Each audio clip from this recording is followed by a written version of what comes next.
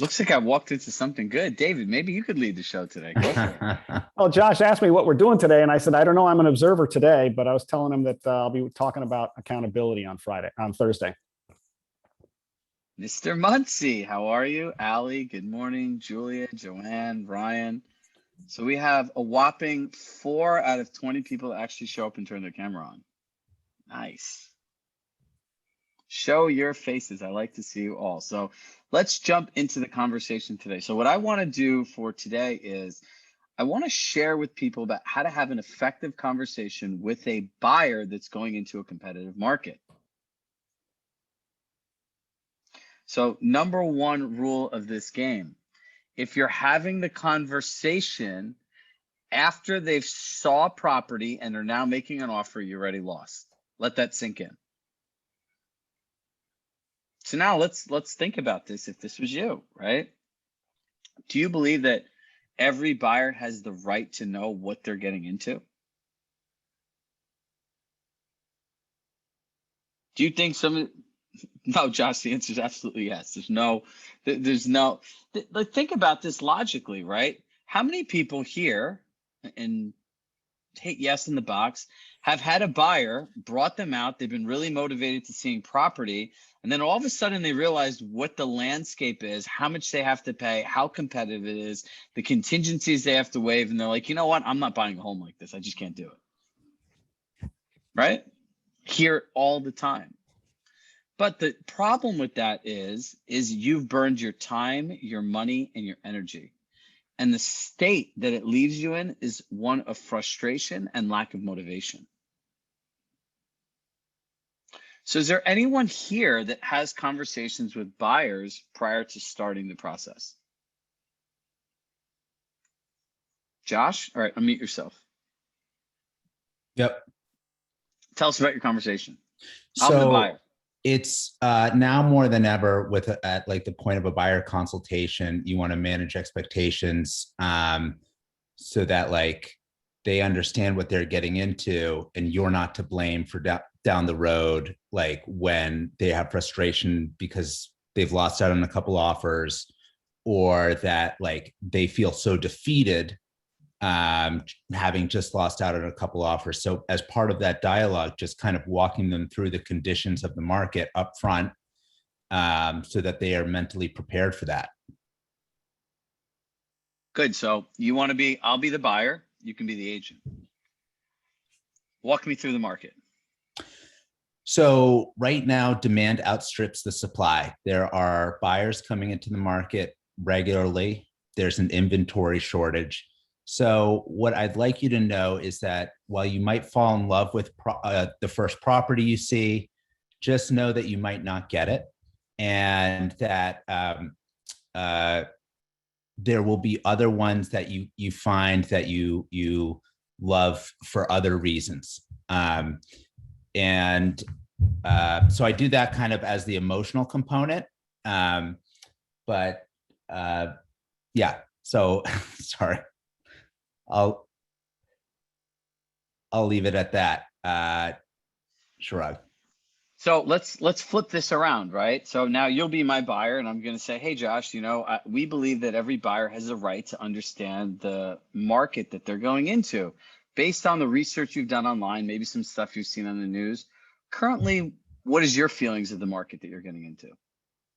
I'm nervous. I don't know what to expect. It seems like when I go on Zillow, there aren't a lot of options out there. Great. So what I'm hearing is based on what you're seeing on Zillow, you're kind of unsure of the actual landscape. Would it be helpful if we walk through all the specifics now prior to you getting out there, so when you do find a home, you know what it takes to win in this market? Yes. Great. So I'm going to say the first thing we're going to talk about is inventory, right? It's the name of the game. Normally in this market, we'd have blank, and today we have blank. So how do you think that impacts the buyer? Now, remember, the key thing is when I'm asking, how does that impact the buyer? I'm not telling him, he's telling me. So it becomes easier for him to digest, right? This is leading the conversation. So go ahead. How do you think that works? If we normally have a 9-month inventory right now, we only have 3. What do you think how does that affect you as a buyer? Less options to choose from and more bidding wars. less options to choose for, right? Exactly. So that means that there's a competitive landscape to a market. Now, Josh, would it be helpful? I know you said you wanted to live in, you know, Disney Park, right? Would it be helpful if we went through the actual numbers and what it's taking for people to win a home, how fast the homes are selling, the list price to sales price ratio, and that we could really have you guys understand what these properties are, what the numbers are, so you can make sense of them as you want a home in Disney Park too. That would be so helpful. Great. So, excuse me. The first thing we're going to go through is over the last 90 days, we can look at what's sold. And the reason that's important is this is what has been going on in this market over the past 3 months. We can look at the days on market, right? How long a house was there. We can look at the list price to sales price, which will show how negotiable the sellers are or how much above asking the homes are selling for. And ultimately, the third, we could look at the price. So you can go through those, ask lots of questions, and get them included in the process. Now let's look at what went into contract, right? So when we go into contract, we can track by the days on market if the market is getting more competitive or it's softening up a little bit, right? So you're going to say, and then it's like kind of like this question, right? Like, look, we see an average home in Disney Park selling in 21 days. The ones that are under contract have gone into contract in 15 days. And based on the sold price, the average is 103% of the asking price. So if you saw a house listed for $1 million today, what do you think the right bid would be? And see where they are. Yeah. Yep, bingo. Right? And the other thing is, the thing that these things are not taking into account, right? Like if you're in Florida and escrow closes in 30 days, it's no problem, right? If you're in New York or Connecticut or any of these other attorney states, it's like 60 to 90 days, right? So the day that the house went into contract is the market they bought in, right? So people are looking at sold comps and like, oh, this home just sold yesterday. No, it really didn't. In a market that's moving like this, the house sold in January. So there's an appreciation factor of 2 months to put in. So guys, this is an inclusive conversation, right? And if the people are not talking in a dialogue with you and you're just like college professor style lecturing them, it's not going to work. Right? Because if the buyers don't want to pay, and like I always call this like the crazy eye test, if you give them the example and they're still like, no, I'd offer 900. Do you really want to take that person out? Allie, that's correct. No. Right? So how many people here have buyers if they retroactively look back and had this conversation in the beginning, probably wouldn't take them out?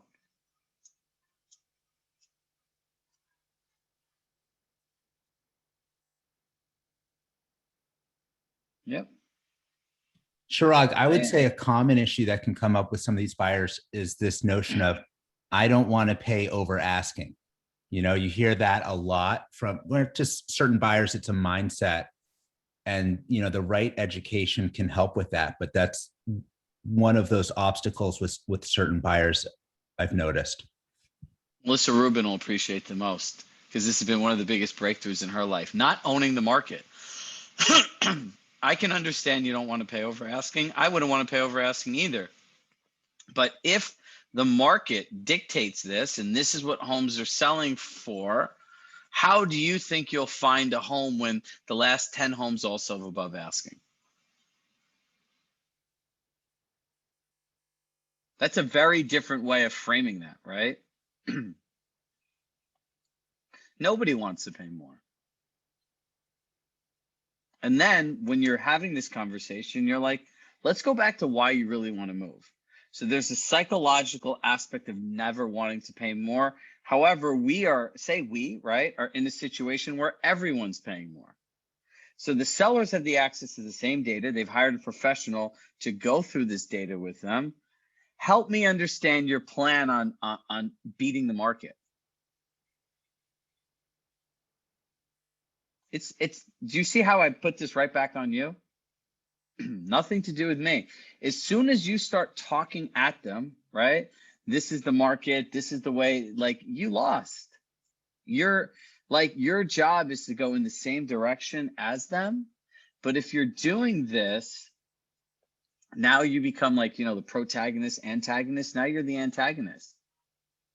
Yeah, Colleen, what is your plan B if you don't find a house in this price range?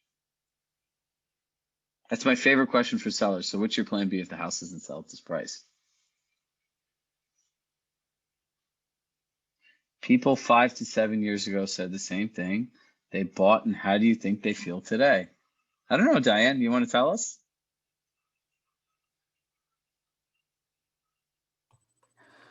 They're thrilled. They're happy, you know, and some of the issue is that you have to be fearless. You can't be an order taker and just, you know, say whatever they want to hear or try to softball it to them. You have to be direct to them and tell them without sounding like, you know, a school teacher, but, you know, just be direct to them. You know, if you're okay with losing the property, I understand that. But if you want it, this is what you have to do, period. End of story, right? You detach yourself from the entire outcome. Listen, the sooner we realize that this has nothing to do with us, and we're a facilitator, right? Not a dictator. There's a big difference in the two. I know David has his head thinking right now in terms of this, because look, your job is to help facilitate a move. And if you are like hemming and hawing, think about when we talk about sellers, right? What you can control, what I can control, and what no one can control, right? And I challenge everyone to make that list for buyers, right? Like, what can you control as a buyer, right? The offer you write, the properties you see, the terms that you offer, right? What I can control, finding off-market properties, helping negotiate the finding off-market properties, helping you structure the best offer, making sure that you're with the right partners, that you get the best interest rate, that everything's the inspection, managing the process. What no one can control, the market, the economy, interest rates, and what people are able to obtain in price for their home. If I was you and I was doing this, I would make this into a sheet and I would hand it to people and I'd go through it with them. Because when you see all three things at once, it makes a lot more sense than a bunch of words in a conversation, which a lot of times we're all talking so much that people can't ingest it all at once. You can control, I can control, no one can control. And the job is to collaborate with what I can control and what you can control against all the things that none of us can control. So start thinking about having more proactive conversations. Use data, use facts, know your markets. Know the month-over-month appreciation rate in closed properties. Know the active inventory, know how many properties are in contract, and more importantly, know what the year-over-year supply is. Get connected with their why. Because look, like an extra on $1 million, an extra 5% is $50,000. If they're able to finance it, and they do, assuming they do have the means to do it, right? What's $50,000? It's another couple $100 in an interest rate. Most people would go out to dinner. If you go out to dinner, but you wouldn't pay the money in your mortgage, then you probably shouldn't buy the house.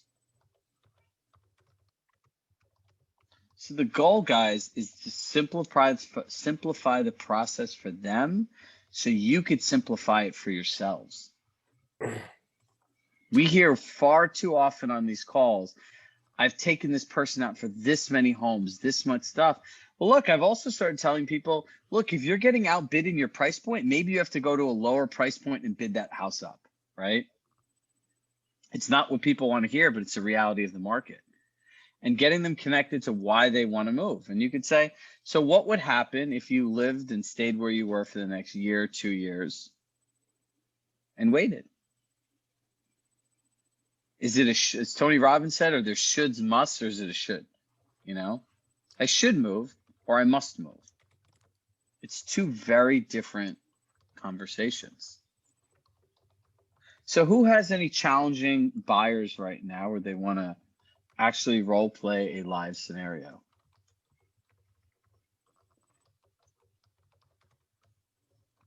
Melissa, I see you looking for the unmute button. Here, hold on. Oh, there you go. Hello. Hi. So let's talk about it when you ask the questions of, well, how do you feel about if you don't get the house, et cetera, et cetera. Okay, go ahead. You want to be the client, I'll be the agent, or you want to be the agent today? I want to be the agent. Great. What kind of scenario do you want me to be? I Do you want me want to be you one to of your be, special clients? I want you to, yes, I want you to be the buyer that just doesn't care about the market and that wants what they want. You know, Melissa, I really appreciate you sharing all this stuff with me, but I just don't want to pay that much money. I understand completely, and I wouldn't either. So how would you feel if, I know you always wanted a beachfront property, and how would you feel if you just don't get it and we have to wait 2 or 3 years and we still may not get it at the price that you want? That's not really an option. I want a beachfront property. I understand. And so, there's multiple ways that we can look at it. I know you always want to pay a maximum of $5 million. I totally get it. And I know you always want to be at 40 cents on the dollar. But if everything right now is selling at $3,000 a foot, and we can still get it at $1,500 a foot, that's still a 50% discount to our market, but it does not achieve your $5 million goal. Are you comfortable with that? You lost me. What do you mean?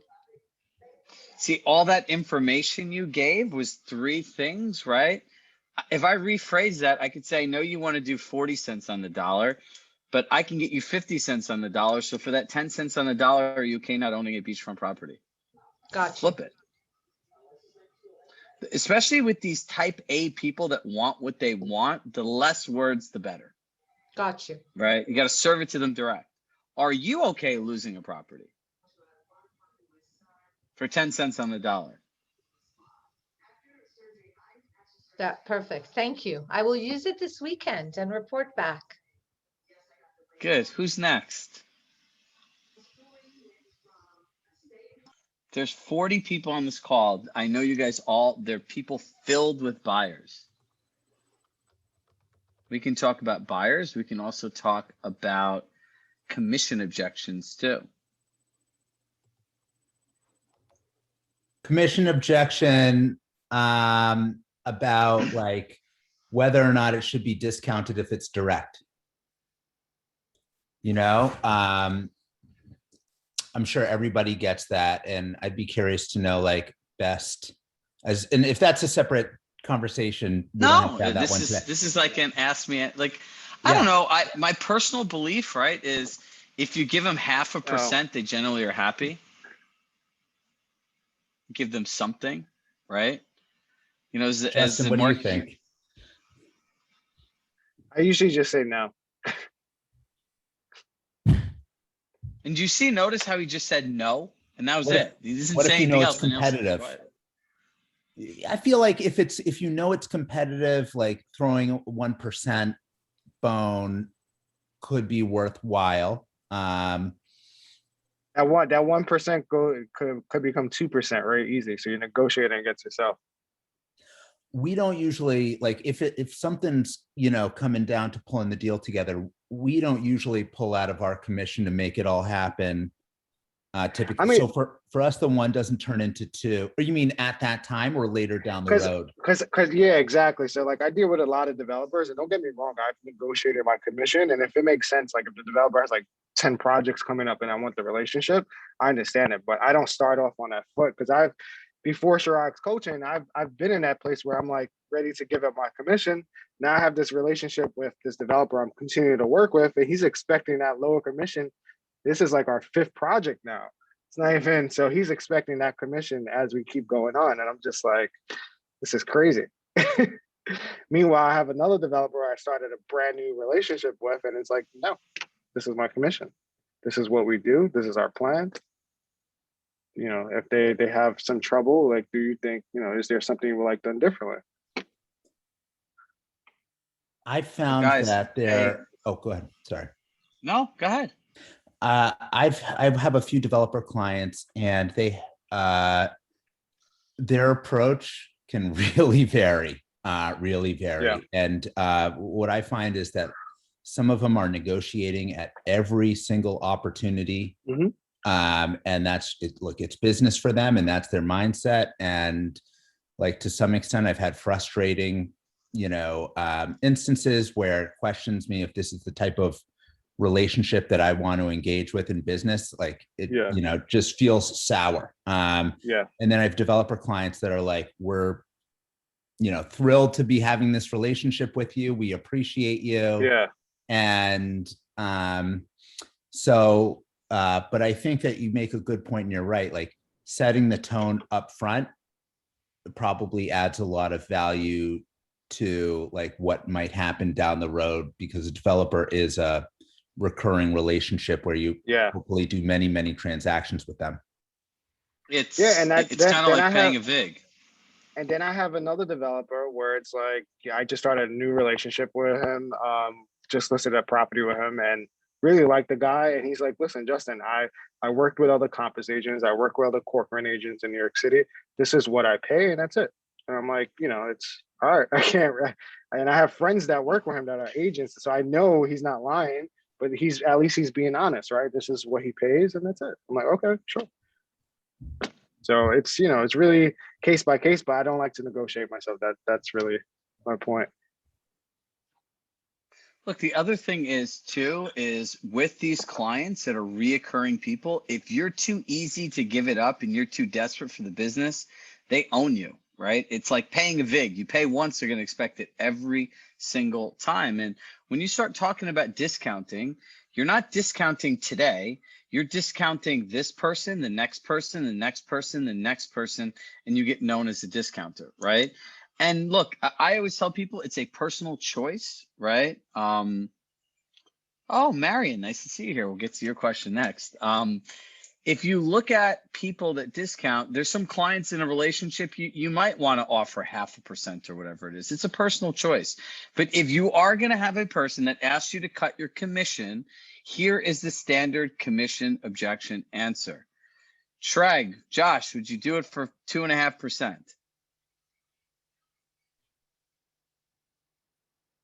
No. Do you have any other questions? Practice saying that in the mirror 100 times. No. Do you have any other questions? Sorry, nothing to pivot back towards here's why and here's the value. Just move on from that dialogue quickly. If you did your presentation correctly and you anchored them and everything else, I can get into ways of illustrating, like we could go through how to do commission objections next week, where we can use a piece of paper. We could do price juxtaposition. What are you giving up? What can you focus on? But the simple thing is, and where agents go wrong, right, is it's in desperation and they just start talking. Josh, they asked a simple question. Would you do it for 2.5% on the list side instead of 3? The house is going to sell quickly. Well, you see the value and all this, gone. See you later. Bye-bye. You're not a professional. You're desperate. You just start talking. They're just tuned completely out. No. Do you have any other questions? Right? So we have a few questions in the box here. Marion, where are you? I'm right here. Hello. Hi. How are you? Good. So, when people are seeing houses sell quickly, I like to level shift, right? And I would ask them, what's most important to you about this process in selling your home, and what's the outcome you're looking to achieve? Oh, Heidi, that's sweet. I would level shift this into what this is, right? Because the reality is this is not a market for amateurs. And if someone does the wrong thing and they're just putting a sign on, good marketing, a good network and everything will drive the price up more than 1%. But then it's also managing those offers, doing the due diligence on the offers, helping them pick the right offer. Just because the house might sell a little quicker than before, and you might not be doing all the open houses, all the other activities are still the same, right? So you'll find some people that are more concerned with the percentage they pay than the amount that they net. But in discovery, that will be very helpful in going through that process. Good answer. Look, in the end, one of the things that I always say to do with people is this. If the price of their house is $1.5 million, you write the 1.5 really big. and then you put an or in the middle, and then you write 15,000 and you write that number smaller. And you could say, look, whatever you decide to do, Josh, Allie, Julia, Marion, I support you 100%. But in the end, when they say focus, you can only really be focused on one thing. So we focused on the marketing, the plan, and the process to maximize this 1.5 in the best sellers market we've ever lived through? Or is the goal to try to figure out how to save $15,000? Which one do you think works better for you?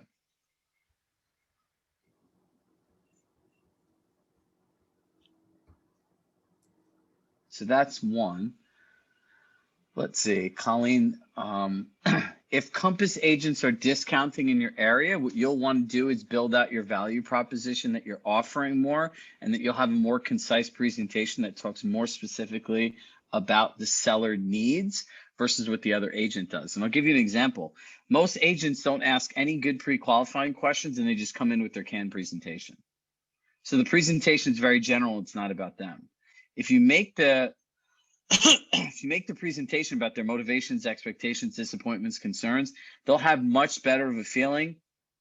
And when they go to the discount thing, level shift to the focus, right? And the things that you do differently. Jody, the sellers that say the house will sell if they put a sign in the yard. And I would say, great, if you believe the house is going to sell, a sign in the yard, I know me or no one else can stop you. What's stopping you from selling the house on your own?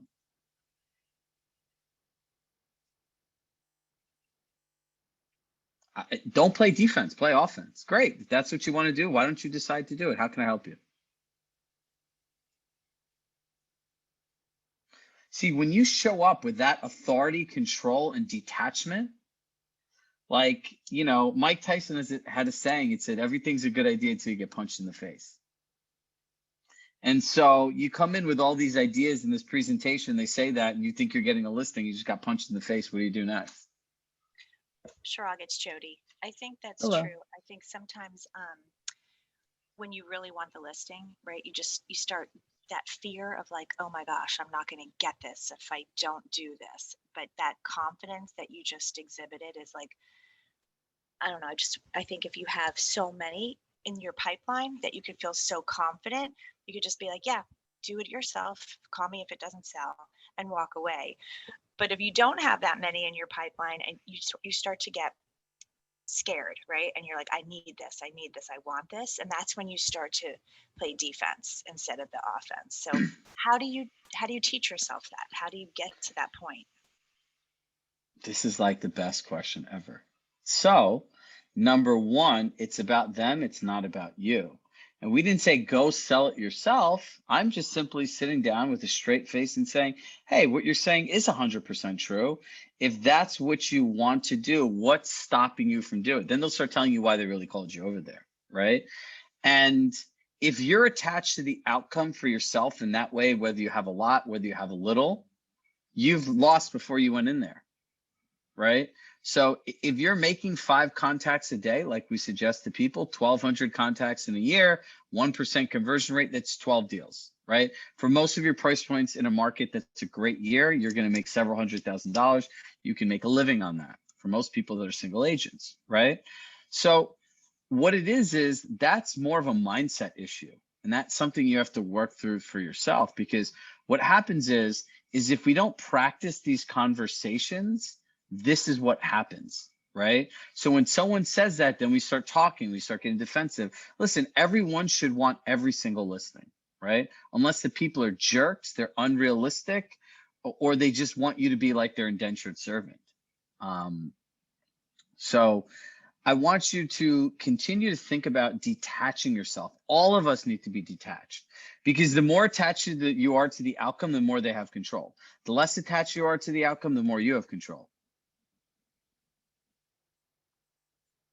Who said when the client's more worried about the specs? This is the last question we can answer, and then we can continue this dialogue tomorrow or in the next call. How do you manage expectations about the specs? I'm not sure what this means, but listen, tomorrow is a very special day. I'll be interviewing Gordon Golub, who is the first sales manager ever at Compass. He managed 500 people at a time, and I'm going to have a very intimate conversation with him of how he took those skills of having that many people, that much of a growing company, just like you guys are in your business, and the skills you use to continue growing. So my request of all of you is tell everyone you know Gordon was one of the people who I interviewed with the Compass. He's a friend, he's a mentor, and I want him to see a massive support from this community tomorrow. So can I count on you guys? Just hit yes in the box that you can reach out to other people. You guys all have the invite to reach out and invite as many people. It's a great way to build your other Compass to Compass networks. And let's show the man the respect he deserves, right? The guy was here from 1 to more. You can invite anyone that you want. So here's my fun gift to you guys. If everyone invites 5 people, it's over 200 people, right? For the people that get 5 people to come, since we're all talking about listing presentations and everything else like that, if we can get as a group over 400 people on this call, and we're marketing it too tomorrow, I'll do a bonus 1-hour listing presentation workshop with all of us in the month of May. We got to get over 400 people. That's the game for the group today. Sound good? Can we get that plus a Chirag Coaching fleece jacket? I'm working on swag, so that's coming. People have asked it for branded money guns, so that's something we're starting to work on. Swag is like top 3 priority on our list of marketing things. So the swag is coming, and it's gonna be very designerish, so you'll want to wear it. So look, guys, here's a challenge to you guys. I'm always happy to meet you halfway, but look, reach out to people, share this stuff. The goal is hit over 400 people tomorrow. I want to have Gordon have an unbelievable experience and show him some love. And for those of us who help join the process, we'll jam out on a listing presentation workshop. Sound good? All right, guys, I shall see you tomorrow. Have a great one.